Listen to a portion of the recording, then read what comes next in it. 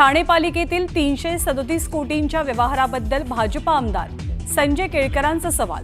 5 वर्षात लेखापरीक्षण झालं नसल्याचा दावा, तर कोणताही गैरव्यवहार नाही, नरेश म्हस्केंचं स्पष्टीकरण। अजित पवार आणि एकनाथ शिंदेंनी त्यांनी आमच्यासोबत यावं, त्यांना अंथरूण पालटून मुख्यमंत्री बनवू, काँग्रेसचे नेते नाना पटोलेंची खुली ऑफर।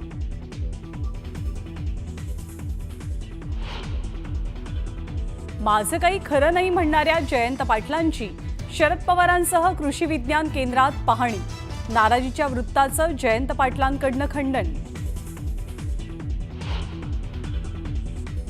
संतोष देशमुख हत्या प्रकरणी सक्तीच्या रजेवर पाठवलेल्या पोलिसांची न्यायाधीशांसोबत धुळवड, अंजली दमानियांकडनं व्हिडिओ शेअर। बीडच्या शिरूर कोर्टानं खोक्या उर्फ सतीश भोसलेला सुनावली। 7 दिवसांची पोलीस कोठडी, तर अज्ञातांनी खोक्याचं उघड्यावर पडलेल्या साहित्याला लावली आग। बदलापुरातल्या उल्हास नदीत बुडून 4 शाळकरी मुलांचा दुर्दैवी मृत्यू, धुळवड खेळल्यावर आंघोळीसाठी गेले असताना मोठी दुर्घटना। भारतीय सैन्य दलात सेवा बजावताना कोल्हापूरच्या सुनील गुजर यांना वीरमरण, मणिपूरमध्ये सैन्य दलाचं वाहन दरीत कोसळल्यानं अपघाती मृत्यू।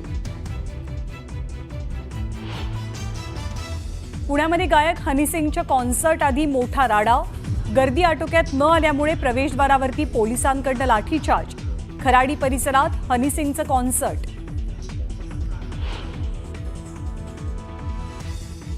होळीच्या मुहूर्तावर सोन्याच्या दरानं पहिल्यांदाच ओलांडला 90,000चा टप्पा, चांदीला 1 लाखाचा भाव, ऐन लग्नसराईत ग्राहकांचं बजेट कोलमडलं। वर्ध्यासह अमरावती आणि नागपूरला उष्णतेचा येलो अलर्ट, गेल्या 3 दिवसांपासून विदर्भातलं तापमान 41 अंशांवर। आपण सर्वांना होळीच्या हार्दिक शुभेच्छा। हॅपी होळी। मुख्यमंत्र्यांनी कुटुंबासह साजरी केली धुळवड, उपमुख्यमंत्री एकनाथ शिंदेंनी नातवासोबत लुटला रंगांचा आनंद, तर राज ठाकरेंकडूनही रंगांची उधळण।